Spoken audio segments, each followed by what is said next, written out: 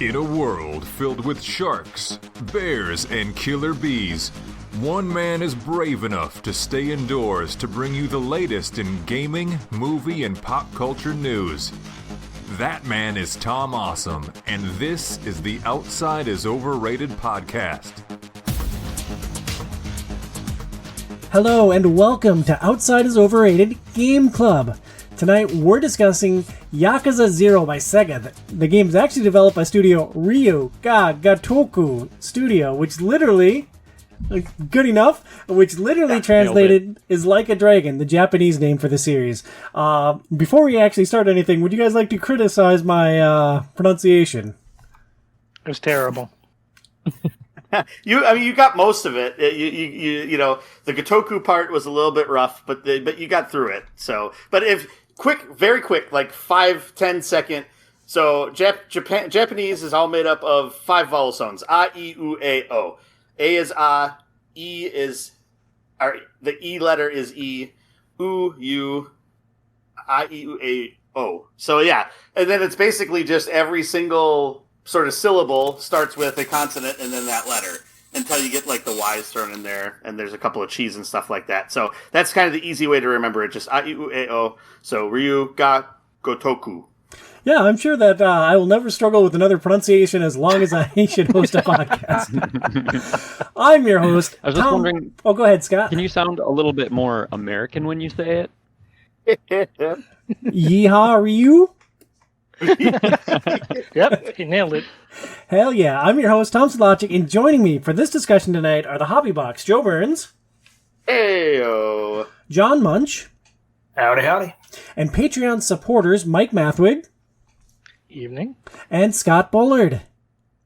How's it going? It is going well. In this monthly segment, we play a game with our community, and we invite our Patreon supporters to join the discussion. If you want to join us, support Outside is Overrated on Patreon at www.patreon.com/OiO. You can help for as little as $2 a month.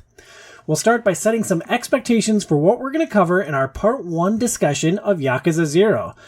We are going to talk about just what this game is. We're going to talk about our early highlights from the combat system, our first impressions of the story, and some of the highlights of side content. Yakuza 0 released in March 2015 and has a Metacritic rating of 85. For the core gameplay loop, you play as 2 main antagonists. Series' former leading man, Kiryu Kazuma, is framed for murder and begins the arduous process of clearing his name. You also control Goro Majima, a former Yakuza who is paying off a life debt by running a popular cabaret. In between scene-setting cutscenes, you run around town beating up bad guys to earn money, invest that money in your skill tree, and complete a gauntlet of side quests for bodacious side characters. Scott, this is your first Yakuza experience. What surprised you about the early moments of Yakuza 0? Well, I started the game late one night when I was pretty tired, which I wouldn't recommend because there is a lot of cutscenes in this, and it's all Japanese dialogue, which I didn't know when I started it. So it's a lot of reading too. So I'm sitting there with my eyelids like half drooping, trying to keep them open, trying to read text, and it was kind of a rough beginning, but it's kind of a slow start too, because they really don't let you get into the gameplay for like half an hour, maybe 40 minutes or so. And I'm just like looking for a save point, waiting for when I can save and go to bed. And so besides the rough start, the next night I played, on a fresh mind, and it was a little bit better. I kind of knew what to expect at that point too after the first night. And got into a little bit of the combat, and it was a little bit more enjoyable after that. And let me poke at something there. I'm going to turn to Joey and Mike, who have played a lot more Yakuza games. Is that a hallmark of Yakuza? Because I played a bit of Zero, I played a bit of Kiwami, and I played a bit of Like a Dragon. And Like a Dragon also had an egregiously long start. Is that just what Yakuza games are? Like, should we have expected that coming in? Yes. That is pretty, especially the later games, they've definitely gone, they do a long setup with a lot of cutscene to get all the characters in the kind of, story base before they really let you get into the meat of the actual gameplay. All right, so tip number 1, don't start late at night. John, what surprised you in the early game? The kind of the 80s aesthetic, right? So they really nail like the feeling of like Japan in the 80s, and like not that I know what Japan in the 80s was like, but I feel like they nailed this, right? And they just like walking around. I played a little bit of Like a Dragon, and it's got that more modern take. I don't know. I really like the way they set up that setting with the two characters, just kind of going out on the town clubbing, right? And they just really hit that like bustling, busy, like crowded, claustrophobic feeling, mixed with karaoke and dance clubs and drinking and ramen. So I really like that aspect of it. Yeah, it was a really compelling setting. Really drew me in early on as well. Burns, you've actually played and completed this game before. What surprised you going back to the early sections of this game? So I guess it's a little tricky. There wasn't a lot that surprised me. It was more so just kind of remembrances of a lot of stuff. I think the first thing, the intro cutscene when you first launch up the game and the music in that cutscene are both top notch. It gets you into sort of like what John was talking about. It is that hard sort of rock, and everything that's happening is kind of really getting that setting down.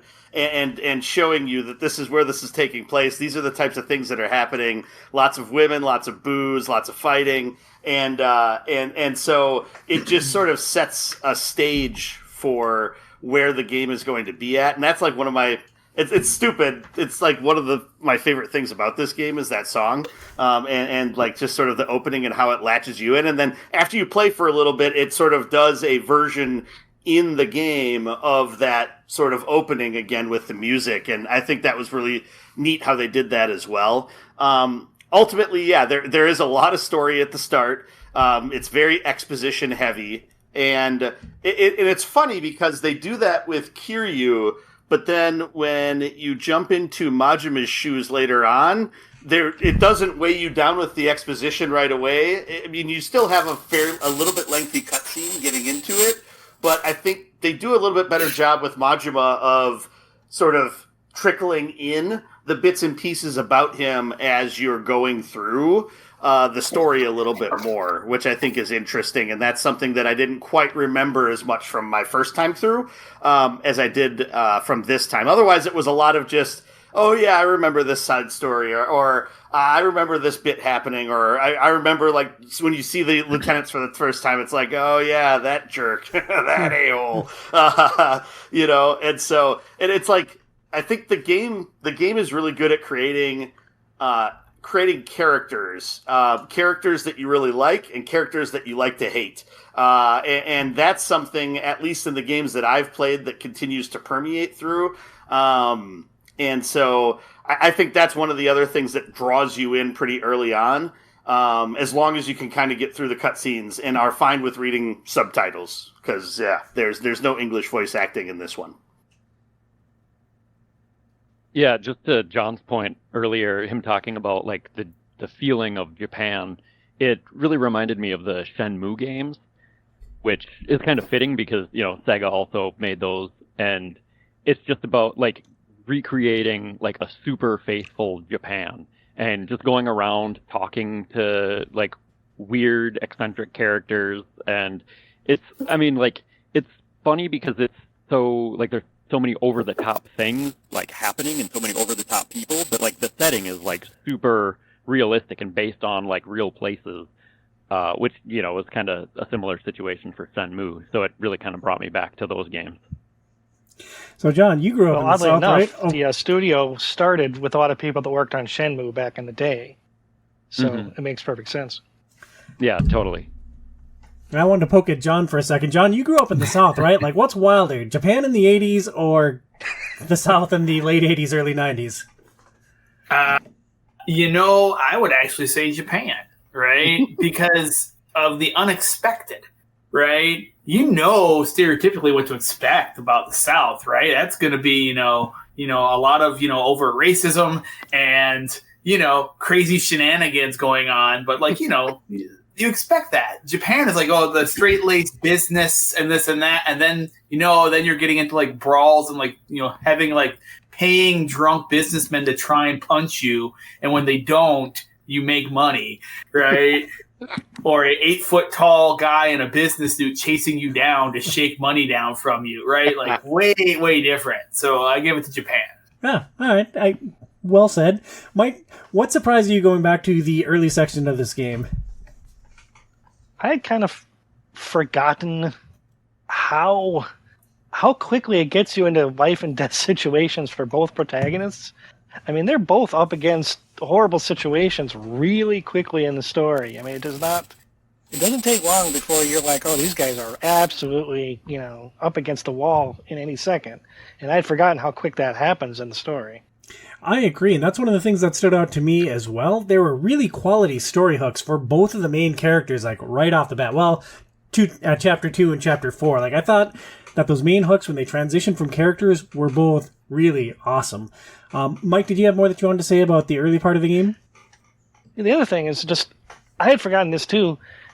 That main story is so, hardcore and important and life and death. And then the sub-stories start and they're all wacky and silly and they're wonderfully positive and life-affirming. And yet they switch tones perfectly and effortlessly every single time. I don't know how they do it. Then let me push that back at you, Mike. Did you enjoy that shifting tonality? Was it hard to adjust from the dark, heavy main story to the crossword-solving proposal? Maybe for a little bit, but once you kind of click into the Yakuza mindset and you're back in that world, then that's just how this world works, and that's what makes it great. Yeah, and I think why it works and the way I've always looked at it is, so when you're looking at like Shakespearean tragedy, say, and even Shakespearean tragedy needs to have some of those comic relief moments here and there. Stuff. Yeah, exactly. It needs those bits of levity within there. And since Yakuza, like as a whole, the story is this very kind of dark, hardcore, gritty gangster tale, having this side stuff in there that kind of jumps all over the place and shows these weird, wacky bits of what Japan was like at this point, or just what crazy people are like everywhere at any point in time. I think it helps to sort of balance that, so it's not all just because otherwise it just ends up being monotone from like a standpoint, and it'll turn you off if you don't have those things to go to. And then it gives you stuff that you can do for some of the mini games and things that it's like if you need a break from the story, you don't want to push it forward, you can go do those things and put time into those things. And then when you're sort of had your fill of that, you can jump back into the main story. Seeing no rebuttals, let's talk about the combat a little bit. The combat consists of changing between stances and stringing together combos between your basic attack button and finisher button. John, you somehow managed to enjoy rhythm-based hi-fi rush. Did you enjoy the combat in Yakuza 0? I am loving the combat. The more I unlock, right, so I'm fairly early, right, in the combat system. I've just unlocked the third stance for the first character, for Kiryu. But, I mean, it is great that you have different styles to play with. Like, I like the fast punch where you can just go in there and, like, punch people in the face a whole bunch, but then it's great to like switch and like, oh, because there's a whole bunch of things around me that I can grab. And like tonight I was playing and like my kids walked in the room and like here I am, like I just grab them. I'm grabbing a motorcycle and smashing people in the face with a motorcycle. And my 11-year-old daughter like, that's awesome, ha ha ha, and she's laughing at it because it's just the pure ridiculousness of it. And like doing like a suplex finisher move on this guy and the feeling of like, you know, it's very, very simple. X, X, X, Y combos, right? This is nothing complicated, but they do a great job of putting weight to that Y combo button on it, and it's fantastic. So I am loving it so far. I extremely love. So I played Like a Dragon, the one of the newer ones where it switches to more of the it's Like a Dragon 7, I think. It's switched to turn-based, right? And I was like, oh, okay, this is fun. How they brought the the gang is showing up, Yakuza or black suits or hoodlums or whatever it is, like in more of an RPG thing. And it does that same thing, like it started in these older games in the same way, and I love it. Where you're just running down the street and you see a guy over there, and then like this mini break, and it's like hoodlums, right? Mm-hmm. Horrible thugs, and like then you get to beat them up, and it's fun. It is fun, and I want to turn to Scott now. Scott, you just played like 700 hours of Final Fantasy Rebirth, right? How does the combat in Yakuza 0 compare to your beloved Rebirth? Well, that's not a great comparison. Final Fantasy VII Rebirth is, like, in my opinion, one of the greatest combat systems in any game ever. But I think it's good. It's very interesting. It took me a while to get into, and it's, I don't know what the budget to this game is, but it doesn't quite feel like a AAA game. It feels like, a little bit lower budget, but I mean, it's obviously a huge game, but the combat seems very simple, or it's kind of arcadey almost, that you can just like mash out a combo, like square, square, square, square, and then do your finisher hit. Yeah, I feel really similarly. The combat felt very samey. I'm through 4 chapters in this game, and mostly for me, I'm like, all right, I need some money. Let's go find some dudes, and let's go punch them in the face a bunch of times, and then we'll invest in the skill, and then we'll go stumble into the next sub-story. Mike, do you want to set us straight on combat and like where it goes from this beginning state? I mean, it does start simple. I mean, it really is square, square, square, triangle a lot at the start. But, as things ramp up, as you unlock abilities, and as you get more enemies with, knives and swords and guns, you have to start learning the different, stances and when they're appropriate. There's times when you really should be switching to a different stance, and you need to start recognizing. And then there's weapons, too. Weapons can be very powerful if you run into trouble, if you just flip down to your equipped weapon. Especially as you unlock the heat actions that go for the various weapons. And so the heat actions are fun. You should be trying to do every heat action you can find, because there are some hilariously wonderful heat actions as you unlock them. So 2 things to poke at there. First off, how do you switch to your equipped weapon? Because like I see equipment, I have a weapon in my equipment, but I'm always just fighting with my fist.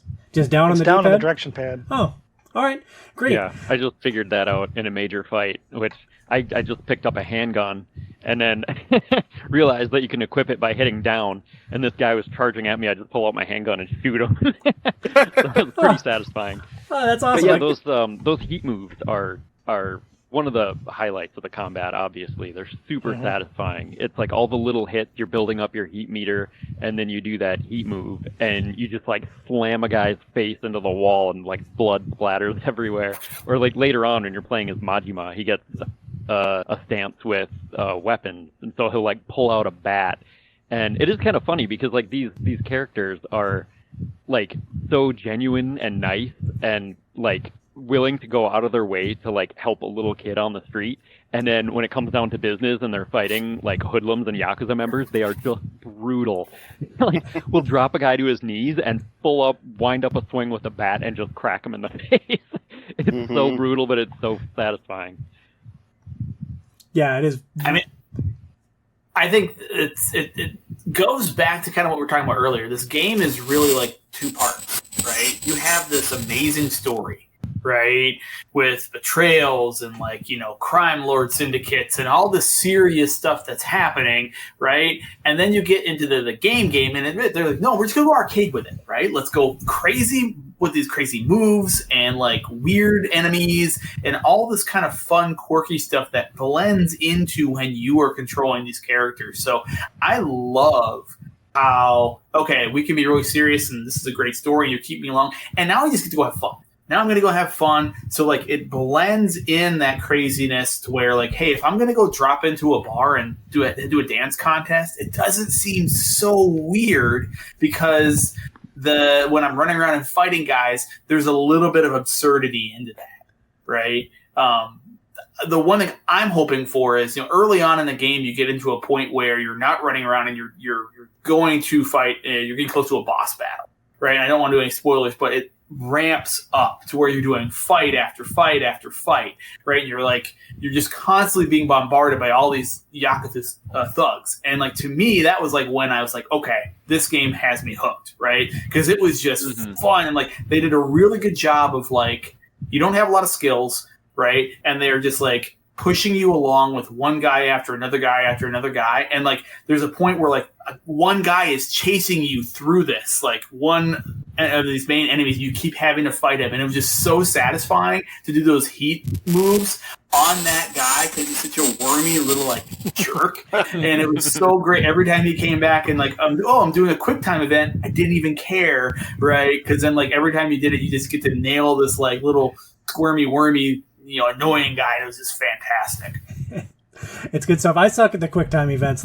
I'm usually hitting X furiously when they happen. It's oh, I failed because it wasn't X. Bernsey, what are your thoughts on those? Specifically, the early combat when you're running around the streets and fighting generic thugs. I mean, I think the random battles are pretty simple to get through and straightforward, especially early on. It's a little skewed for me because I'm playing through it on New Game Plus right now. So I have all of the things that I unlocked. Well, most of the things that I unlocked before as far as my abilities. So I have a little bit wider range of stuff that I can do, but some of the higher level stuff is still locked off. I think it's gated off by getting to certain chapters in the story. So you can't do some of the really big moves that you get kind of down the line.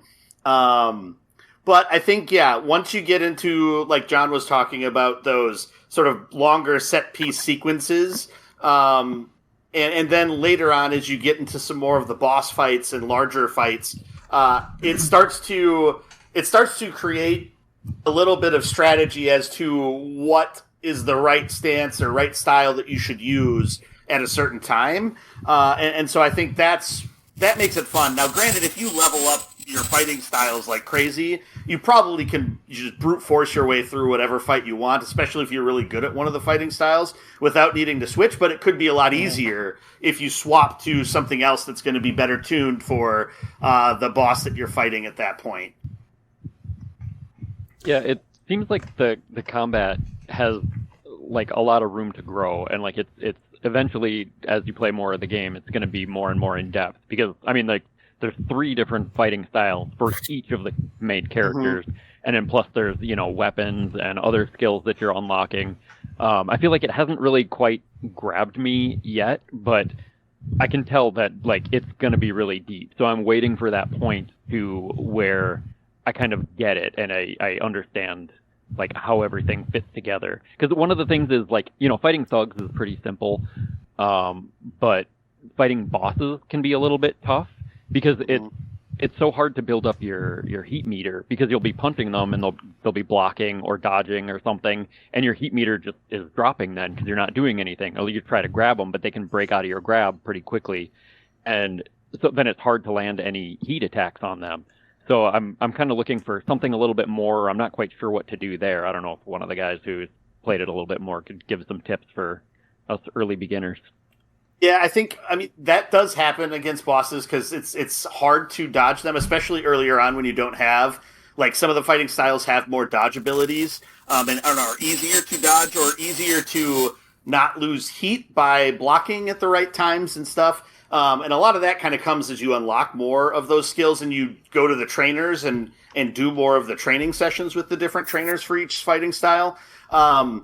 I would say, though, in that instance, if you lose a lot of heat and you want some to try to chain together a bunch of attacks, it never hurts. And one of my key recommendations would be especially if you're running into fights and you're having some difficulties with where you're at with your skills leveled at that point, is to make sure you buy some of the items from the convenience stores that increase your boost your heat and boost your health.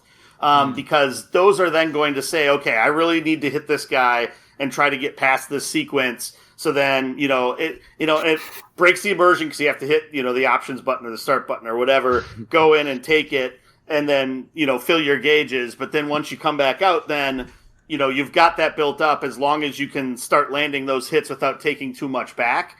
And then it's, if you have some of those certain combos that you're really comfortable with, like leading with those and then launching into what you wanted to do with, like, trying to set up the heat actions at that point, and trying to get used to doing that, can be helpful. Earlier on, it's tough because you don't have as many heat actions, so you don't have as many contexts that are going to give you the option to do them.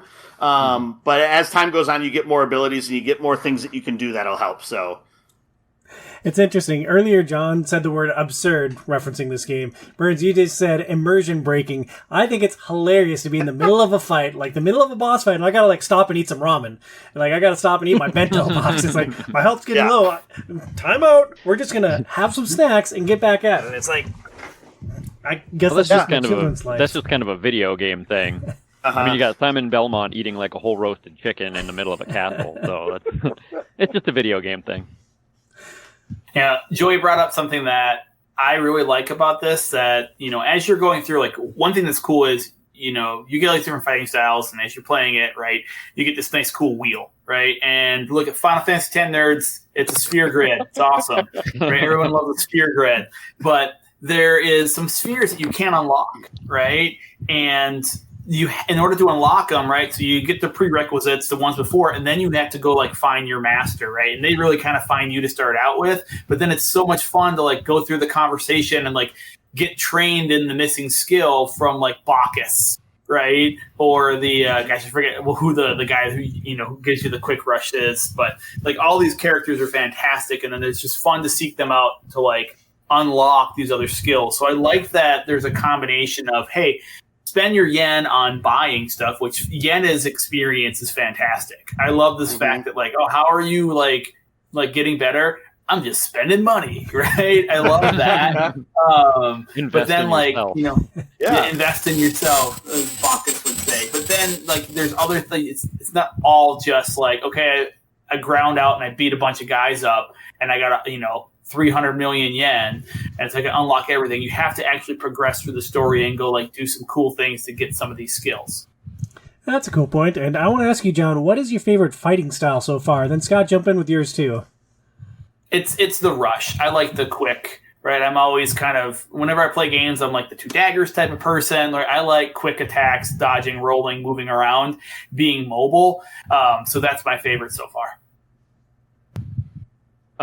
For Kiryu, I think I like just the straight up brawler, because the rush I find hard to hit some of those heat actions. It's a lot of little quick hits and stuff, and then the beast mode one is pretty fun, but it's super slow too. It seems like that one's good for fighting big groups of enemies because he takes just such wide swings. But then Majima he has completely different fighting styles, and his are pretty cool. I do like having the bat on that one. And then I just unlocked the breakdance fighting, which is pretty cool, but I need to play with that one a little bit more. Yeah, for me, Majima breakdancing very, very much grabbed me right off the bat. And with Kiryu, for me, I actually like the beast mode. I like that he automatically picks up things in the environment and starts smashing with them. It is slow. And so when I have something where I need a little bit more speed, I go brawler. I barely use the rush attack with him. Yeah, I noticed the lock on is it sucks in this game. I gotta say, I didn't even know there was so one. Hard. Yeah, it's not a pure lock on. It's kind of a modified lock on method. My lock on is run to one edge of the map and then be facing my opponents. Yeah, it's half the time it doesn't work if you're too far away from your opponent, or it just aims you in their general direction, but then if you pivot or if they move or something, it loses them, and so you got to hit it again to turn towards them. So it's weird. I don't really like it. And I found the mission where you run around. I found the mission Probably where you had to way to do it. Dodge the punches to be just untenable. That was miserable. Well, that's not once you get the rhythm, it's actually really easy. Oh, well, I have no rhythm, so it's always going to be awful for me. John must have loved it. Mike, Joey, do you guys have any other tips for beginners for things that are helpful now that we're halfway through the game? How can Scott, John, and I optimize for the back half of this game? Don't wait to spend your money on yourself. And when you get the money to open the ability, And then as soon as you can get a new ability from one of your training masters for each of the 6 abilities, get those really quickly. Don't wait, because the sooner you get them, the sooner you can kind of learn them and work them into your repertoire of moves. And early game, you don't need them, but as you get into the game, the difficulty does ramp up from chapter to chapter.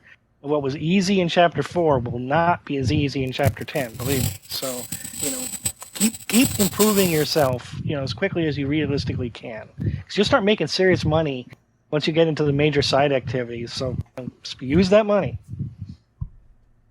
Yeah, I think that's the biggest thing is as you're going forward from like where we're at now in the game, is that you're going to get some of those side activities, and if you bounce off of them or whatever, that's fine, but they can be a really good mechanism to earn a lot of money that you can just pour into then your abilities. And like Mike said, there's as far as I remember anyway, moving forward, I think there's very few instances where it's like you really need money to do certain things. Some of the side stuff a little bit, but you usually earn enough money from that you could then reinvest into like the side businesses that you need to do. But I would say spending a lot of that to get through, kind of work your way out on the grid. So, do all of yours that are 50,000 yen, and then do all of yours that are 100,000 yen for each of the fighting styles that you're using. If there's one that you're not using that often, maybe you could scrimp on it a little bit, but make sure you don't leave it completely, because then if you run into a fight where you need that at some point, you want to make sure that you've still been putting money into it, and it's not like, just a cesspit of all I can do is the basic attacks and that's it. So, just keep putting that money into that stuff, and it'll make everything a little bit easier moving down the line. John, Scott? I usually try to spend my money on my skills as fast as I can, specifically because I don't want to run into one of the Mr. Shakedown guys and just have him knock me out and take all my money.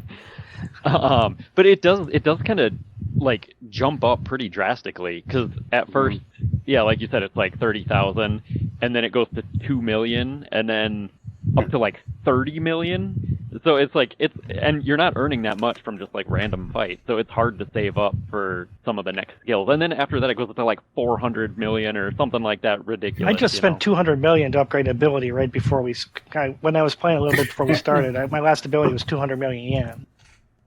Yeah, they get really high up there.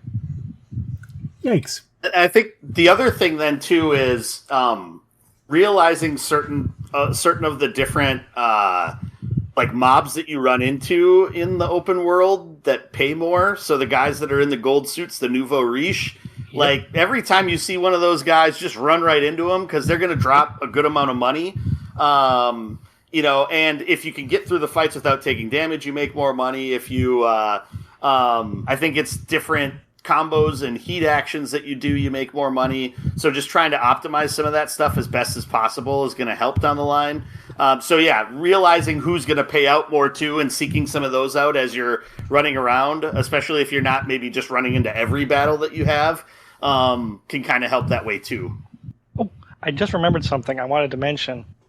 If you don't know this, in boss battles specifically, if you reuse the same heat actions on the boss again and again, you do less damage each time. So you want to change up your heat actions during boss battles as much as you can to get the full damage effect from the heat action. I had no idea. Thank you for the tip. That's good to know. I felt like that Kuze battle did take forever. It did. That was a kind of a heat check there to see, if you're getting the combat that Kuze fight. The first one. Well, there are more. And it's a rough sequence too, because you have like the 4 or 5 rooms that you fight through to then get to that point, without any sort of mechanism to save or whatever. And that wonderful battle in the bathroom. Yeah. So good. It's so much fun. And so it does get tricky, and that's why it's like I would always say try your best to have a good handful of healing / heat increasing items on you at all times, so that in between things you can at least boost that up. Or if you're in the middle of the boss fight, you've got him down to like a quarter bar left, and you just you're really getting down there, make sure you throw that in there. And hey, there's no shame. If you have this much of your health left, hit the frickin' start button, use something to boost it back up. So you have, especially if they've got you down and they're starting to do other attacks, because that'll happen in some of the boss fights where they'll just start heaping more attacks on you while you're down. And so if you're getting down there, just stop everything at where it is, take your healing item, take your lumps, get back up, and then go back in there. So speaking of that bathroom fight, did everybody get to smash the dude's face into the urinal? Yep, is that like a standard? Okay. Yes. All right. I didn't know if that was like, oh, did I get to trigger that because I was close enough to the urinal and he smashes his face into it? It was so satisfying and so awesome. So I'm so glad everybody gets to see that. That's the power of fantasy, am I right? Now, Burns, you've finished this game. What's it like going back to the early story? Are you like going full Brian mode on those cutscenes or what? No, so I only did at one point because I started playing through the game on the highest difficulty setting. I think it's like Legend mode or something like that. And you can't do New Game Plus with that, so you're starting from scratch. And you don't get any continues. So if you're at a boss fight and you die, back to your last save point, and you got to go back through it again. So that got a little bit rough trying to get through that first Kuze fight. So I went back and did New Game Plus after that, and then I skipped through the cutscenes to get back up to where I was at. Otherwise, no, I don't know. It's been like 6-7 years. My memory isn't like... I don't have like a steel trap of like everything that I've seen I remember. And it's fun. Part of it's fun going through the experiences and then being like, oh yeah, I remember this part, or I remember this bit, or some of the stuff it's like, oh yeah, this is when this character comes in. I thought it was later on. So I don't know. I've still been enjoying it, just going through and re-experiencing it again through this playthrough also. So yeah, no, it's still been fun. Not skipping anything. Trying to do as much stuff and touch as many things as possible. And yeah, having a blast still. Sure, and nobody laughed at my funny joke, so we'll try it again this way. Scott, would you say that Brian is a bad person for being a dirty cutscene skipper? I mean, for this game, I feel like you'd need to watch it to know what's going on. And like, at first, I was thinking it was going to be a little bit slow. I mean, it is very dialogue heavy. And it's, just a lot of talking between action scenes, but the story is actually really engaging, and it's really been gripping me a lot more than I thought it would too. It's kind of like a mystery who's framing you, why are they doing it, why is everyone after the empty lot, and it's really pulling me in just a lot more than I thought it would. And what element of the story do you think is the most impactful early on, Scott? Do you think it's the plot, the characters, the setting, or a conglomeration of all of them? Is there one element of the story that really sticks out to you? Well, yeah, kind of all of the above. It's like an amalgamation of all of those because, I mean, well, and like someone said earlier on, there's like the main story and there's the side characters or the side quest characters, and there's, the side quests are almost like as important as the main story, not because like you have to do them or anything, but like they're kind of a highlight of the game, honestly, with how just weird and wacky some of these side characters are. I've been, wanting to just go from story point to story point and progress to see, what's happening with Kiryu, like how is he gonna clear his name and whatnot.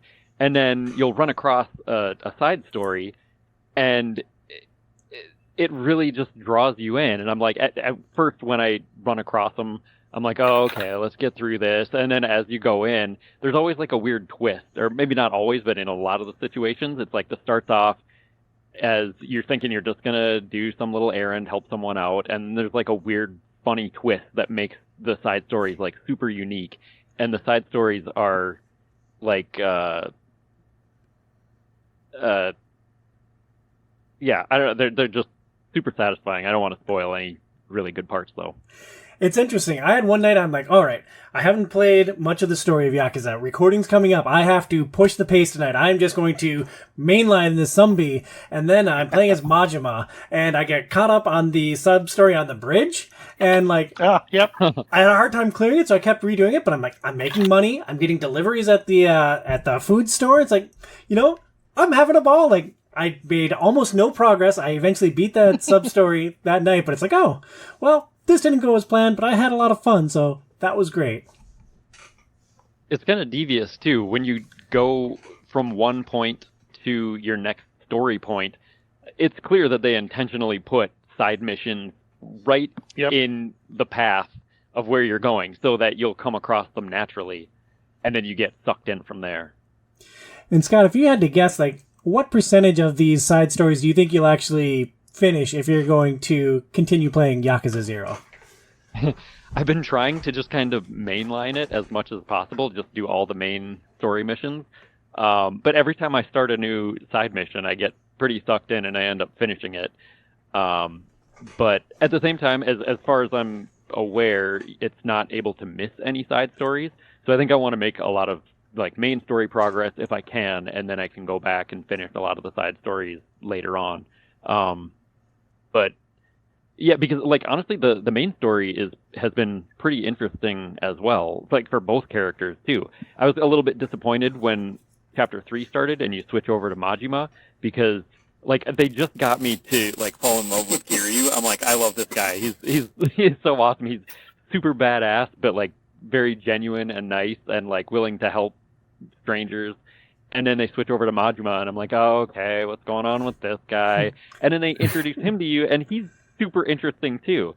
And I don't want to spoil anything for the people who haven't got there yet, but his intro is like such a roller coaster. He's way more interesting, and they do a good job of making you go, okay, like I'm okay with not getting back to Kiryu right away because I want to figure out what's going on with this Majima guy too. I'm sorry, what was the original question? I don't remember, but that was very elegant. John, do you have anything to add on the story? What the original question is, Brian a horrible person for skipping cutscenes? And the answer, yes. Yes, was the answer we were looking for, everybody. Yes. Honestly, I do think Brian would love this game. Yeah, I'd agree with you, Scott. I think he would. I do think he would skip some things. I feel like his attention span would get lost at a few points. He'd be like, okay, I get it. I kind of see what's going on. Let me just jump through it here. And ultimately, as much as I'm like a story whore and love like all aspects of everything and want to touch and see everything that a game has to offer, as long as someone's enjoying the game and getting out of it what they want to get out of it, I don't care if they skip everything. Just because what I think is what's awesome about a game, that doesn't necessarily mean that everybody has to experience it the same way. It's a funny thing that happens in especially Final Fantasy XIV a lot. People that, skip stuff or don't play things as completely as maybe others do, or don't focus on certain aspects of the game as others do, get chastised by different groups within the community. And I just think it's silly because, I don't know, if people are enjoying the game, let them play the game however they enjoy it. It's the same thing with like Elden Ring. And you have certain people that are like, you can't use summons. That's not how a soul's will. If they wouldn't have designed the game if they don't want you to use the stuff. So it's like, however someone experiences a game, if they enjoy it, that's fine. Like let them play the way they want to. Yep. So we all agree that Brian's a terrible person. That's a consensus. John, was there anything you wanted to add about the early parts of the story that stood out to you, whether plot, characters, setting? I mean, just again, so I haven't gotten to Chapter 3 yet. I am extremely early in. I just think they do a great job setting up all the pieces, right? Again, they draw you in, right? They give you a character that you can really like, just be like, okay, he's, a good guy, right? Even though he's Yakuza, right? Which is this weird, like I'm going to be the bad guy, but I'm really a good guy because I'm the criminal with a heart of gold. And they just do a fantastic job of like bringing you into where there's intrigue and there's all this backstory and yeah, there's a lot of exposition, but it's not boring. right? It's not boring. I, like Scott, play a lot of games at night, so it can be a little bit like, oh man, I'm reading a whole bunch, but it's well worth the investment of like getting into the story, right? Because it makes the rest of the game just kind of flow and gel and makes it a great experience. Yeah, as I gotta say, as someone who plays games late at night, maybe that's a bad excuse, but the save points are way too few and far between. Like when you get into a cutscene and you get locked into it, and I'm like, okay, I just want to go to bed. And it goes on for like a 25, 30-minute cutscene. It drives me up the wall. And then they're really devious sometimes too, where you'll be running up to a phone booth because you save at telephones in the world. And you run up to a phone booth, and there's a character with a side mission at the phone booth. So you go to hit the button for the phone booth, and the character there is waiting to talk to you, and you start a side mission with this character. I'm like, no, I just want to go to bed. I'm so tired. I need to save. It's so frustrating. So I don't have this problem because I'm playing on the Series X. Right, so I mean, I'm gonna diverge into hardware talk, but the quick resume on the Series X is amazing for games like this that are a little bit older and don't have autosave everywhere. So it is fantastic in that regard. It also plays great streaming from the cloud on my Steam Deck, which has been fantastic, and also just local streaming as well. But yeah, I mean, you can do the same thing on the PS5, but I just feel safer having saved my game rather than leaving it in a suspend mode after I just did like a big, huge section, Mm-hmm. Yeah, I feel the same. I haven't run into like any tech issues with this game at all. I'm also playing on the Series X. Like, has there been any jankiness that you guys have encountered anywhere in this game? It's been very polished for me. No issues. The only thing for me is the 8 screens that pop up when you save. And maybe that's just on the PlayStation, but it's like, okay, I go to this phone booth, I click save, and then it pops up and I select the save. Okay, yes, I want to overwrite that save. And then it's like saving screen, another screen pop up, another screen pop up. Oh, now you're back to where the game is. And so it's interesting. It's something to do with how it has system save data on top of your game state save data and how it does it, I think, on the PlayStation. Yeah, I mean, I think there's a few things. I mean, this is a PlayStation 3 era game, right? Mm-hmm. So this game came out at the end of the PlayStation 3's life cycle, and then I think it was a dual launch, PlayStation 3, PlayStation 4. Or maybe this is the remake of the PlayStation 3, whatever it is. But there's definitely some, idiosyncrasies that you see of that's older game design, right? Or this is just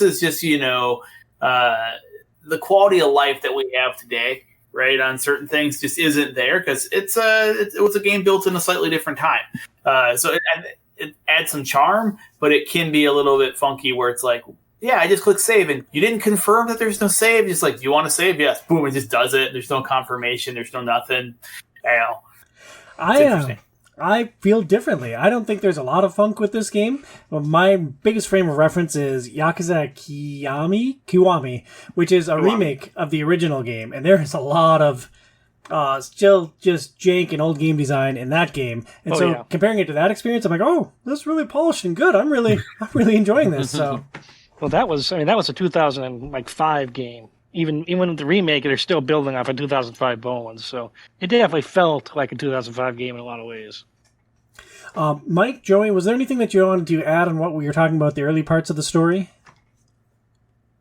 No, I just want to mention it's amazing how many characters they introduce to you relatively quickly, and yet because the voice acting is so good and just the way they give them little moments to shine, all these characters make impressions on you. The lieutenants, Kuze, Awano, Shibusawa, Majima's handler, Sagawa. I mean, these people make an impression from day one. And, as you go through the game, you spend a lot of time with them. But it's just they do a really good job of giving you people that you're like, this is an interesting, possibly dangerous person here. I don't know how to comment on the quality of the voice acting because I don't understand it and I'm just reading, and when I'm reading subtitles, I don't see anything that's happening above. I'm just reading a book, and that's why I don't like subtitles on anything. I mean, you could still feel like the emotion behind it, though, too. Yeah. Which I definitely agree that the voice acting is great.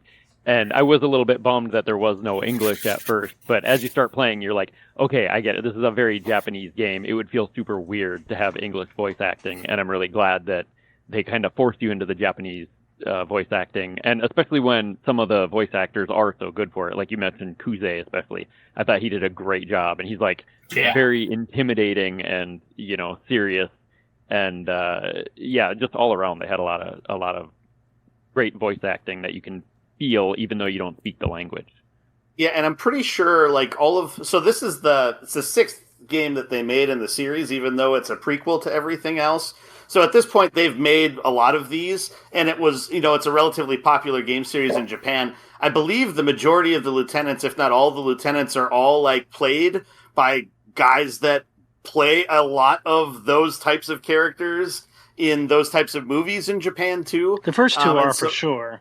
Yeah, and so I think that's the other interesting aspect of it for Japanese players that I know is that, and that's why I think they're so good and look so much like that, because these guys have been probably playing those types of roles for 20-ish, 30-ish years at this point. And it comes through in the performance, and it comes through just in, and for it being a PlayStation 4 game and originally a PlayStation 3 game, it's how good the character models look, even in just the actual game engine. I think it's just fantastic. And the emotions that they can get out of it, even when they're doing the cutscenes in the actual in-game engine, are pretty great. I mean, once they get to the CGI cutscenes, I think it's even better. But all of it's, I think, really good. Yeah, I think anyone that is invested in narrative-based gaming, there's a lot to love with Yakuza 0. Oh, sorry, Scott, what's up? Oh, no. I was just going to say, I take back my previous statement about this not being a AAA game. I didn't know that it started on the PS3. That's actually really impressive now for what the game is and what it looks like, knowing that it was a PS3 game. I was thinking it started on PS4 at least. So. No, it was developed at the same time for PS3 and PS4, and I don't think it released on PS3 outside of Japan. It was just in Japan. It was on PS3, PS4, and then Zero, when it was launched globally, then was only on PlayStation 4. Okay. But yeah, still phenomenal. Yeah. The Yakuza franchise is renowned for having colorful characters and side content. Let's go around the horn and each share the most interesting thing we stumbled across in the early parts of the game, starting with John. All right. The very first sub-story I got, I'm like, okay, this is setting the tone for this game, I am playing everything. I end up you see a couple having a fight, right? And the guy's like, my girlfriend, I think she's, and they're high schoolers. And he's like, I think my girlfriend is selling her body. I found all this underwear in her purse and she has all this money. And you end up, spoilers for anyone who wants to experience this themselves, please do it. But you end up she's selling her underwear to your used underwear. Right. And it turns out that she's being pressured to do this by another girl. So you as this awesome bad Yakuza guy, you have to go confront this high schooler who is running a panty selling ring. And it's this little high school girl, and you have to go confront her. And she just tears you down. And you walk away, right? And I was like, "Oh, this is so fantastic!" Just everything about it. I'm like, I can't believe that this is here in this. And it's it reminds me of Saints Row the third, where it's this crazy wackiness, but there's just a level of seriousness and real to it that makes it so much better, right? Saints Row 3, the third, all that stuff it's crazy off the wall kind of bonkersness is fun for the insanity, but this is no, this is just wacky Japan stuff. These kids are selling their underwear to dirty old men. What is happening? And and then you have to confront the girl and pick dialogue to try and get her to tell you what she's doing, and it is phenomenal. It's so funny. My favorite part about that sub story is that when you get to the location where she's at, there's actually like 5 different like schoolgirl age people, Yep. and you have to pick the right one. Otherwise, you're accusing the wrong person of like running this panty selling ring. And so it's so funny like that because you don't really expect that coming in, and then it's like, okay, what did they say about it again? And it gives you a little bit in the like if you go back and look at the sub story in the menu, but you're like, okay, I think it's this one, and you get the wrong one, and you're like, oh, whoops, sorry. Yeah, I love that end segment of it too. Mike, the most interesting thing you stumbled across? I really like the sub story where Majima has to infiltrate a cult to rescue somebody. And you have to learn all this ridiculous cult language they use, and he has to pretend that he believes it and do these idiotic things just so he can figure out a way to get this girl out of this cult. And the reason I love it is that was referenced in Infinite Wealth just last year. They actually have a callback to that specific sub-story. Oh, and that's it's wild. fun to see the beginning of it, having just gone through that other end of it earlier this year playing Infinite Wealth. Yeah, I haven't come across that one yet.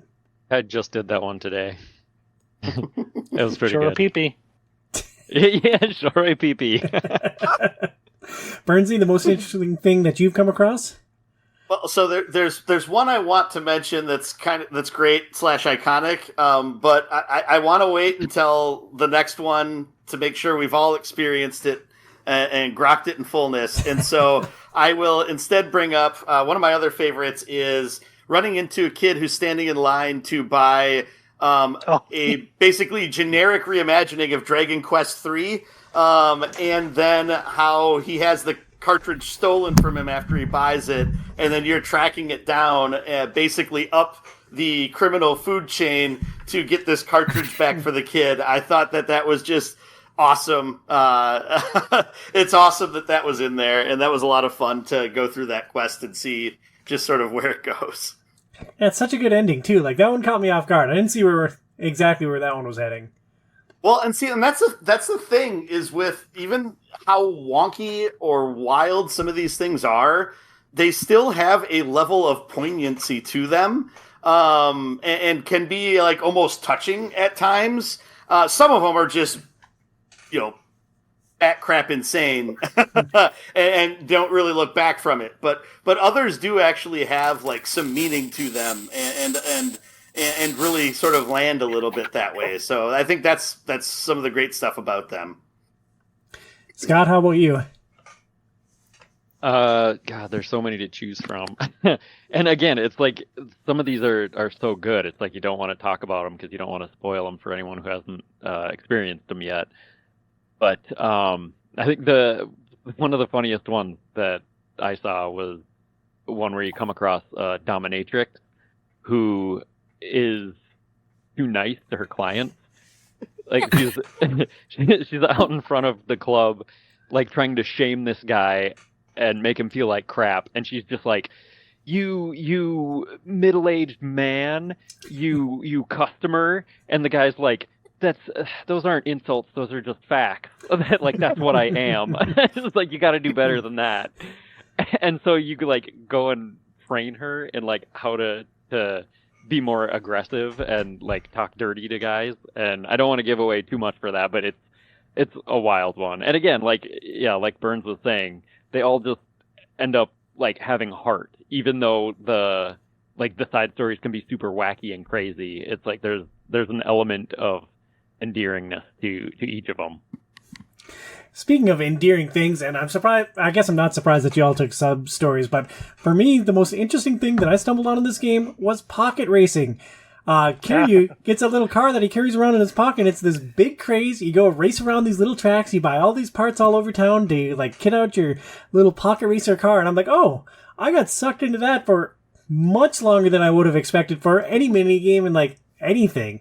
I thought the pocket racing was really silly and fun. I started that. I never got today. back to it. Yeah, I haven't gotten... He's so dramatic, Kiryu is, when he wins or loses a race. If he loses, he's just absolutely crushed. And then when he wins, he's all, king of the world, dramatic lighting shot of him in victory. It's terrific. I think it bears mentioning, right? Like, there are like a absurd amount of mini games, and you keep stumbling across them, right? Like there's a batting cage thing. I'm a fan of the dance rhythm game is actually really, really fun and really intricate. Where like you not only have time. No, there's a disco. You go into like a disco. You pay 2,000 yen. You go in there. You go up to the DJ, and you're like, dude, put on my jam. Right? You go out there and you like Saturday night, fever it, and you're out there. But it gives you this grid on the screen that you have to like move your cursor around, and that's your dance steps, and you're moving it to where like there's a button push. So it's your X, Y, A, B that you're timing on the beat of the music, but you have to get your cursor over to it. And then when you're moving the cursor, it'll be like 2 steps, 5 steps, this or that, right? And that's, if you do that to the beat of the music, right, then you get like better points, and it kind of all ties together. And I can see Tom almost having an aneurysm thinking about all that rhythm. But it was really creative and really interesting, and it reminded me almost like of like a Cadence of Hyrule or a Crypto the Necro Dancer type of rhythm game. It was a lot of fun. It is intricate. It is interesting, and I am so freaking bad at it. It is unbelievable. It's like I'm just I have a hard time getting like my cursor in the right place at the right time, and I am never on beat with the rhythm presses. I'm like, I don't think this minigame is for me. I hope that there aren't like main story gates tied to this rhythm, because otherwise they're just off limits to me forever. I don't believe so. There might be a sub-story wrapped up in some of that. And there are multiple chances to go there, because part of the sub-story is connected to the Cabaret Club. Yeah, that's going to be you have to take the girls out on dates as you're working with them in the Cabaret Club. And one of the dates you can go on is to the disco. Yeah, I'll go get food and you do instead. a dual dance with the girl. You're each doing the song. Okay, yeah, I haven't come across that one yet. I just got done with a main story mission where you were in a cabaret club, and didn't do that. You get into a fight and you take the fight outside. So I was kind of bummed. Have any of you guys got far enough to start the? They're not even mini games. They're like separate side games that are huge. One for Kiryu and one for Majima that start in chapters 5 and 7. No, I just started chapter 5. Okay, well, I advise this simply. It seems intimidating to start, but get into those, because that's how you make all your money. Mm-hmm. I made 1 billion yen last section of Majima's finished, so you want to do those to some extent. Yeah, I look forward to engaging with them. One last thing I want to call out for the surprising thing I encountered in this game. Some of the dialogue is really intense and or really sexual. Like, there's an encounter between a dude and a lady at one point, and he calls her sugar teas, and she calls him sugar moobs, as in man boobs. Yep. And then there's the localization is awesome. There's another instance. Yeah, totally. There's another instance where Majima is talking with I think a series mainstay, this wacky dude running around in his tighty whities, and he Mr. Libido? Mr. Libido, and like they're talking, and Majima asks him, "How much jizz you got inside you?" Like they called him something. Mr. Libido has more ways to describe masturbation than anybody I've ever encountered in media of any kind. This is the most. When I first ran into him, it listed him as walking erection.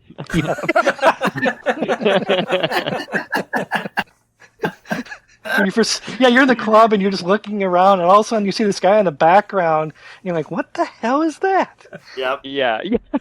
That was so great. This is random dude dancing in his tighty whities at like a really posh club. Oh, this game is wild. So, John, how well did this all come together for Yakuza 0 Part 1? I mean, really, really good, right? The fact that we're openly laughing about the craziness, but also then it has this great, like, crime lord story that you want to see finish out, right? Fantastic. I think that, this is, I am like juggling 18 games like I normally am. I will continue to play this even if I don't finish it for Game Pass or for Game Club, just because it's so much fun, right? And it does have a great pick up and play type of vibe to it. So I think excellent game. Everybody should dive into the Yakuza experience with this game. And Scott, I kind of hounded you to be a part of this show and to experience this. Like, are you glad that I was pushing for you to be a part of this group and to experience Yakuza 0? Yeah, I've been wanting to try out the Yakuza series for a long time because they always look like really fun and interesting games. But I always just had something else on my backlog that I prioritize above them. But I am really glad that I jumped in. I am a little worried about how long this game seems, and I was planning on jumping into a few different games for October. Those are when I usually start my Halloween games. I have a yearly tradition, so I'm hoping it doesn't push me into that, but we'll see how long it takes. But I am really glad. I'm having a lot of fun with it. So. And to share the way that you tend to play games, like when you like something, you really dig into it. Like I mentioned that you played hundreds of hours of Rebirth. That wasn't hyperbole. Like you literally put over 200 hours into that game, right? And like I know Breath of the Wild was a huge game for you. So like, does this game have the potential to be one of those massive time sinks for you where you want to see and do everything? Yeah, those are select games that I put that much time into. Like Final Fantasy VII is one of my favorite franchises of all time, so I knew going into that one that I was going to put that much time into it. There are, for a lot of games, I do have that like completionist, like OCD bug about me that I just want to get everything done. But if it doesn't draw me in that much, I won't put that much in. So I guess, I don't know, like as I'm playing it, like right now, I don't plan on completing everything in it, but it's drawing me in more and more the more I play. So I guess we'll see how much I'm willing to put in when I'm ready to wrap it up. And now I'm just worried that I have 7 other games in this series that I'm going to have to play because the franchise just seems great as a whole, and this is a good introduction point. So I'm like, oh boy, okay, this is going to be a lot more games I got to add to my backlog. So and wait till you get to Like a Dragon and it's turn-based RPG and it's even longer. That is the longest game. It sounded like a very cautious way of saying that Scott hates it with a burning, fiery passion. Bernsey, you've already beat this game. Like, how far do you see yourself taking it, and how well did Yakuza 0 come together for part 1 for you? Yeah, I mean, I don't know. It's been fun replaying it again. I really do want to replay it all the way through again, and then try to find a few of the things that I missed on my first pass through. But we'll see, how time permits with the other things that I have cooking right now. So we'll see what happens. But I am enjoying it a lot, and it's been a lot of fun chatting about it with people. It's one of those things where this is a game that, I played in 20... I finished it in 20... Let me look at it quick. I just took a picture of it. I finished it in June of 2018.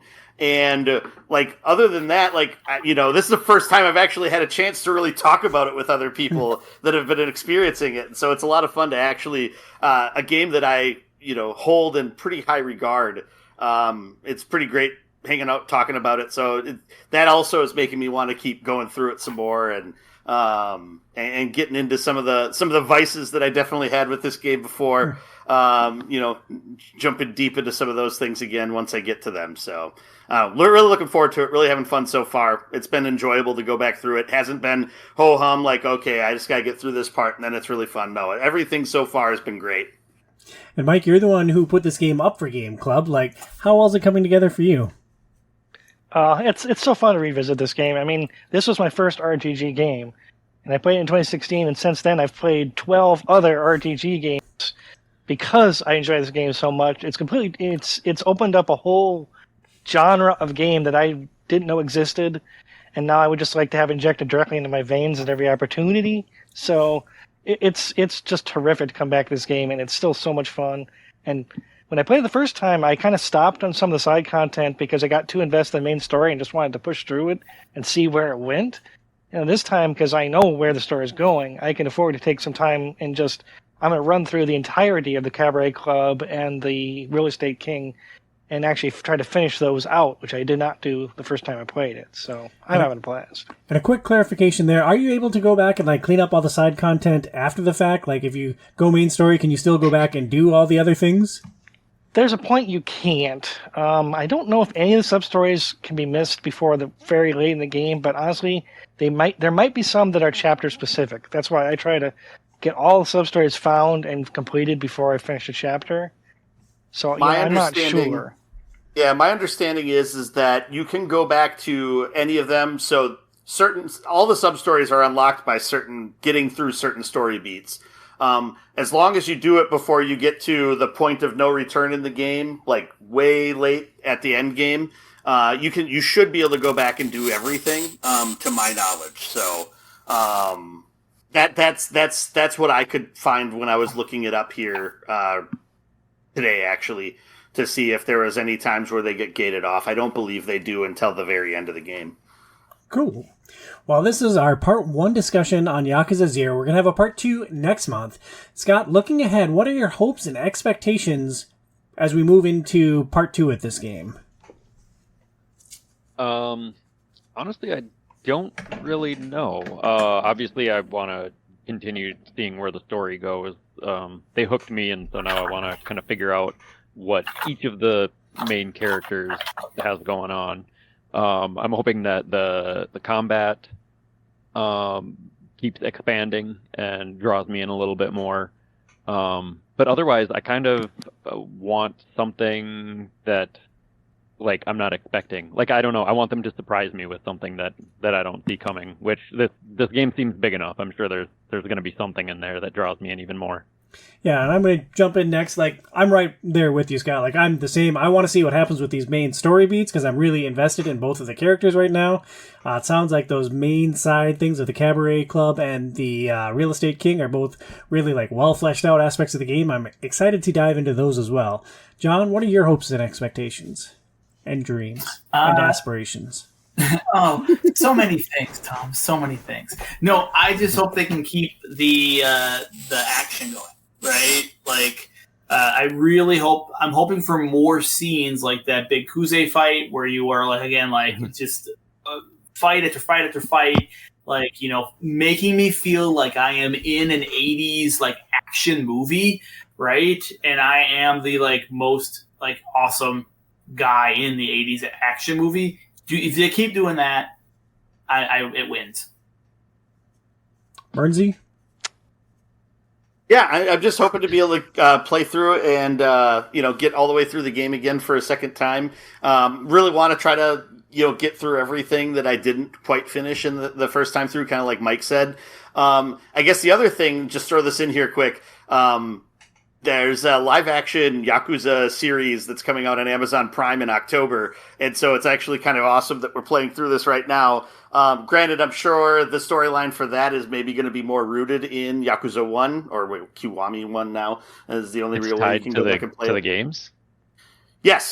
So it's telling the story of Kiryu, is my understanding. I haven't seen a whole lot of details about the live-action series, but yeah, and that starts... the first 3 or 4 episodes come out in October, and then another 3 or 4 in November, I believe, is what the cadence is going to be with it. So I'm looking forward to seeing that, and seeing how tied to and how much they stick to the original series and where they started at.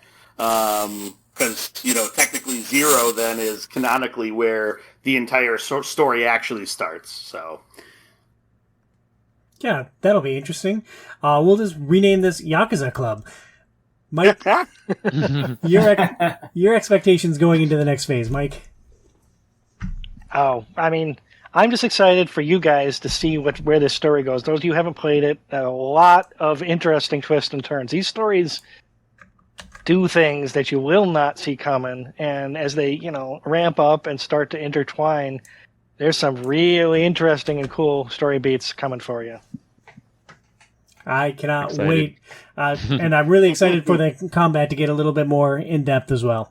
Well, that's going to wrap up our discussion, part 1 discussion on Yakuza 0. We'll be back next month to wrap up the discussion on this gem of a game by Ryu Ga Gotoku Studio. I almost had it. That last word's a rough one. Yeah, and the cadence for the first 2 Anyways, Outside is Overrated is presented by Premier Health. Check out their website at premierhealthmn.com. That's premierhealthmn.com. And I hope you'll jump into Game Club with us sometime. Please support Outside is Overrated at patreon.com/OiO. And until next month, stay inside, kids.